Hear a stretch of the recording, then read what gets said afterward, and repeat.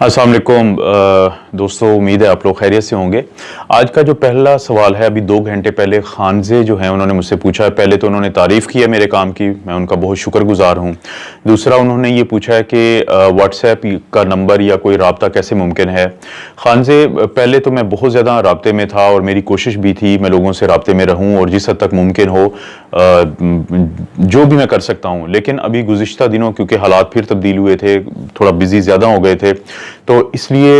ये राब्ता किसी हद तक कम हुआ है। लेकिन मैं इंशाल्लाह कोशिश करूंगा कि व्हाट्सएप नंबर अगरचे मैंने शेयर किया हुआ है, लेकिन उसमें प्रॉब्लम यही आ जाता है कि जब बहुत ज़्यादा मैसेज आ जाते हैं तो बहुत सारे मैसेजेस का जवाब देना मुश्किल हो जाता है। लेकिन ये क्योंकि जो चैनल क्रिएट करने का मकसद वो थोड़ा सा ज़्यादा है, थोड़ा सा बड़ा है कि लोगों को एजुकेट करने के अलावा ऐसा माहौल बनाना है कि लोगों के जो सेहत के मसाइल होते हैं उनके सिलसिले में उनको बिल्कुल ओरिजिनल और प्रोफेशनल जो एडवाइस है वो उनको दी जाए। तो जैसे आप लोगों को पता है कि पाकिस्तान में अब केसेस बहुत तेज़ी से ड्रॉप हो रहे हैं और हालात बहुत बेहतर हैं, तो आप देखेंगे कि मैं इंशाल्लाह इस चीज़ को बहुत आगे बढ़ाऊँगा ताकि लोगों से मेरा ज़्यादा से ज़्यादा रब्ता हो और मैं उन तक पहुँच सकूँ उनके किसी भी इस तरह के सिलसिले में जहाँ पर उनको मदद दरकार हो, मेरी या मेरे फील्ड से रिलेटेड दूसरे लोगों की। तो काफ़ी कुछ जो चीज़ें हैं वो पाइपलाइन में हैं। तो खानजे, मैं बहुत जल्द मेरी कोशिश होगी कि मेरा आपसे रब्ता हो जाए या रहे। अगला जो क्वेश्चन है वो है खुरम मुश्ताक जो है उन्होंने सवाल पूछा है। उन्होंने ये कहा है कि जो फार्मा कंपनीज होती हैं कि क्या ये इनको कोई कंट्रोल नहीं कर सकता और क्या ये दुनिया को फ्यूचर में कंट्रोल करेंगी। खुरम मुश्ताक, देखें जिस तरह कहते हैं ना कि 5 उंगलियां बराबर नहीं होती, इस तरह ये सारी कंपनीज बुरी नहीं है, लेकिन इनमें से बहुत सारी जो कंपनीज हैं वो बुरी भी हैं, लेकिन सारी नहीं हैं। मतलब अगर मैं अपना पर्सनल एक्सपीरियंस शेयर करूं तो आप हैरान हो जाएंगे ये जान के कि पाकिस्तान पूरी दुनिया की तरह जाहिर है, लेकिन पाकिस्तान के कॉन्टेक्स्ट में मैं आपसे बात कर रहा हूँ कि बहुत सारी कंपनीज हैं जो लोगों को दवाई लिखने के लिए पैसे देती हैं, जो फार्मेसीज होती हैं उनके ऊपर दवाई रखने के लिए पैसे देती हैं और उनको मुख्तलिफ तरीकों से प्रमोट करती हैं। लेकिन मैं फिर आपको यही कहूँगा कि अगर 10 कंपनीज हैं फार्मा की तो उनमें से 8 अच्छी होती हैं लेकिन 2 बुरी होती हैं, लेकिन वो जो 2 बुरी होती हैं वो बहुत बुरी होती हैं। मैंने हमेशा अपनी ज़िंदगी में इंतहाई बुरे कलमात कहे हैं उन लोगों के लिए जो कभी भी अपनी ज़िंदगी में एक मेडिसिन भी लिखें पैसे लेके, क्योंकि ये है इंसानी ज़िंदगियों का सवाल, इंसानी जानों का सवाल। इसलिए मैं आपको यही कह सकता हूं कि अगर कानून सख्त रहे, कानून की इनके ऊपर नज़र रहे, तो जुर्रत नहीं है ऐसी किसी की भी कंपनी की कि वो इंसानी ज़िंदगियों के साथ किसी भी किस्म का खेल खेल सकें। अगला जो सवाल है वो है खान दादा की तरफ से। खान दादा ने पूछा है कि अगर फ़र्ज़ करें कि किसी का ऑक्सीजन का लेवल ड्रॉप हो रहा हो घर में और घर में ऑक्सीजन का सिलेंडर भी ना हो और जो हॉस्पिटल है वो भी 1 घंटे की मुसाफत पे हो यानी डिस्टेंस पे हो, तो उस सूरत में क्या करना चाहिए। देखो खानदादा दोस्त, ये है कि अगर खुदा न खास्ता जो सूरत हाल आपने बताई है ऐसी हो जाए तो उसमें सिर्फ एक काम किया जा सकता है कि चाहे 1 घंटे की मुसाफत पे हो या 2 घंटे की मुसाफत पे हो, आपने हॉस्पिटल तो लेके जाना है, इसके अलावा कोई चारा नहीं। क्योंकि हॉस्पिटल जाने की बजाय अगर फ़र्ज़ करें कि उस वक्त आप ऑक्सीजन के सिलेंडर की कोशिश करते हैं कहीं से, तो वो मुमकिन नहीं होगा उस कम टाइम में। पहली तो ये बात है। दूसरी बात यह है कि आपने कोशिश करनी है कि जिस हद तक मुमकिन हो आप अपने मरीज को हौसला दें, क्योंकि होता यह है कि अगर मरीज जो है वो परेशान होगा, वो स्ट्रेस लेगा। स्ट्रेस में क्या होता है कि हमारे दिल की धड़कन बढ़ती है। जब हमारे दिल की धड़कन बढ़ती है तो हमारा जो खून है वो बड़ी तेजी से पूरे जिस्म में सर्कुलेट करता है और ज्यादा ऑक्सीजन की जरूरत पड़ जाती है दिल को ज्यादा धड़कने की वजह से। तो जो सूरत हाल अगर खुदा ना खास्ता खराब नहीं भी हो नहीं होती, वो परेशानी की वजह से खराब हो जाती है।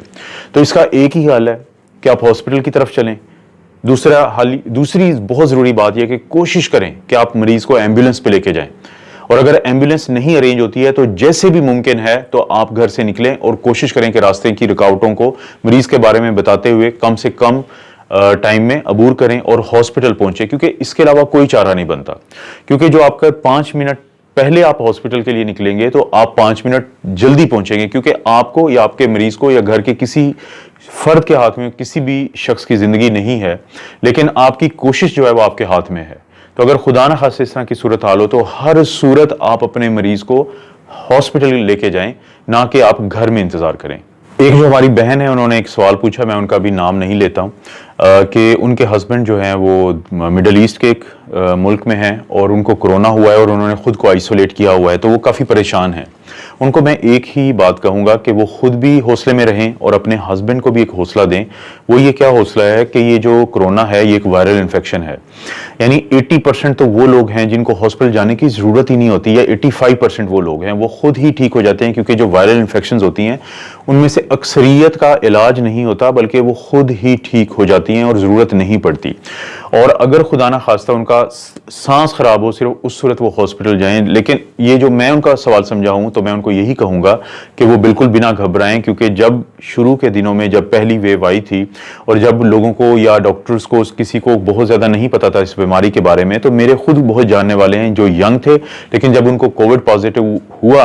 तो वो अपने घर वालों को आखिरी वसीयत तक कर चुके थे। लेकिन आज जब वो मुड़ के देखते हैं तो उनको पता चलता है कि कोई उनको अलामात नहीं थी, अगर अलामात थी भी वो इंतहाई हल्की थी और वो उनमें से अक्सर लोग खुद ही ठीक हो गए थे। तो मेरी बहन, आप अपने जो हस्बैंड हैं उनको भी हौसला दें, खुद भी हौसले में रहें। उन्होंने सिर्फ और सिर्फ अगर बुखार होता है, जिसम में दर्द होता है, तो पैरासीटामोल या पैनाडोल लेना है, अपनी खुराक का ख्याल रखना है, पानी का ख्याल रखना है और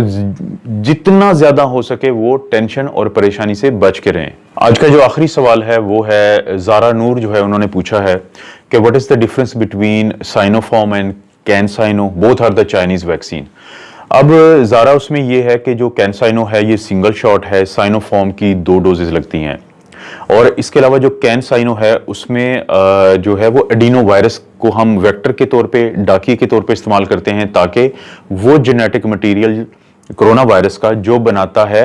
स्पाइक प्रोटीन, उसको तब्दील पहले हम करते हैं डीएनए में। उस डीएनए को हमने डाल देना होता है जो जुकाम करने वाला वायरस है एडिनो वायरस 5 उसके डीएनए के अंदर। लेकिन उससे पहले हम जो ये एडिनो वायरस 5 है इसको हम जेनेटिकली मॉडिफाई करते हैं, यानी जीनियाती तौर पे ये तब्दीली करते हैं कि इसके अंदर से ये सलाहियत ही खत्म कर देते हैं कि हमारे जिस्म के अंदर जाके ये तकसीम हो या रेप्लिकेट हो। बल्कि इसमें सिर्फ इतनी सलाहियत होती है कि ये जो कोरोना वायरस का जेनेटिक मटेरियल है उसको लेके हमारे सेल्स में जाए और सेल्स के अंदर एंटर होने के बाद इसका रोल खत्म हो जाता है, क्योंकि ये उस डीएनए को अंदर दे देता है न्यूक्लियस के हमारे। लेकिन जो साइनोफॉर्म है वो इनएक्टिवेटेड है, या यानी उसको मैं आपको समझा देता हूं कि पहले कोरोना वायरस को हम ग्रो करते हैं लेबोरेटरी में, फिर उसको किल किया जाता है हीट के साथ या फॉर्मेल्डिहाइड के साथ, और उसको मारने के बाद, इनएक्टिव करने के बाद फिर एक वैक्सीन की शक्ल में हमारे जिस्म में दाखिल कर दिया जाता है टीके की मदद से। यानी मैं अगर इस चीज़ को आपको समझाना चाहूँ कि आप ये कर सकते हैं कि जितने बुजुर्ग होते हैं ना, जो बूढ़े लोग होते हैं जिनकी कुव्वत मुदाफ़त किसी हद तक कमज़ोर होती है, तो इनएक्टिवेटेड वैक्सीन उनके लिए बड़ी ज़बरदस्त होती है। जैसे पोलियो की वैक्सीन है, जैसे फ्लू की जो वैक्सीन बनती हैं, ये इनएक्टिवेटेड हैं कि वायरस तो मुर्दा है, वो आपके जिस्म में जाके कोई इन्फेक्शन नहीं कर सकता, बल्कि आपका जो इम्यून सिस्टम है वो उसको एक फॉरेन चीज़ के तौर पर पहचान के, एक बाहर वाली चीज़ के तौर पर पहचान के उसके खिलाफ एंटीबॉडीज़ बनाता है। और जहाँ तक कैनसाइनो है, क्योंकि वो एक फ्लू का वायरस है, अगरचे उसको इनएक्टिव कर दिया जाता है इस सेंस में कि उसको जेनेटिकली तब्दील किया होता है, लेकिन एक तो ये बुनियादी फर्क है। और कैनसाइनो अगर पाकिस्तानी के तौर पे आप ज़रा पूछ रही हैं तो आपको कमाल की बात है कि 2 करोड़ हमें कम से कम डोजेज मिलेंगी कैनसाइनो की, क्योंकि हमने फेज 3 का ट्रायल पाकिस्तान में हुआ है और जो ट्रायल है अभी तक अल्हम्दुलिल्लाह उनके अंदर हमें कोई प्रॉब्लम नहीं मिला। तो कैनसाइनो पे हमारा बहुत ज़्यादा एतबार वैसे ही है। साइनोफार्म की हमें मिलेंगी तकरीबन 12 लाख डोजेज, और जिनमें से जो 5 लाख हैं वो अब 31 जनवरी तक आ जाएंगी। तो बुनियादी तौर पर दोनों चीनी हैं, दोनों काम करेंगी, दोनों पाकिस्तानियों को बड़ी के लिए इंशाल्लाह बहुत कारआमद रहेंगी। तो इसलिए इनमें से कोई भी मौका मिलता है तो आप जरूर लगवा लें। साइनोफार्म यूएई में भी लग रही है और भी जगहों पे लग रही है, और कैनसाइनो अप्रैल मई से चाइना में चल रही है, खासतौर पे ट्रायल में, और उनकी जो मिलिट्री है उसको भी वो लगी है, उसमें भी बहुत ज़्यादा इस्तेमाल हुई है ट्रायल्स के दौरान। तो ये दोस्तों आपके कुछ सवालात थे और ये उनके कुछ जवाबात हैं। तो मेरी कोशिश होगी कि मैं टाइम निकाल के, जब भी मुझे टाइम निकलता है, मैं आपके कुछ सवालात जो हैं उनका जवाब ज़रूर दिया करूं। दिल तो करता है कि बहुत सारे सवालों का जवाब दूं, लेकिन कोशिश यही है कि हर रोज़ या जब भी टाइम मिले तो कुछ सवालों के जवाब दूं, ताकि आपकी भी रहनुमाई हो और मैं भी आप लोगों की वजह से कुछ एजुकेट हो जाऊँ। आप अपना और अपनी फैमिली का ख्याल रखें। अल्लाह ताला आपको और आपकी फैमिली को हर किस्म की बुराई, बीमारी और आजमाइश से महफूज रखें।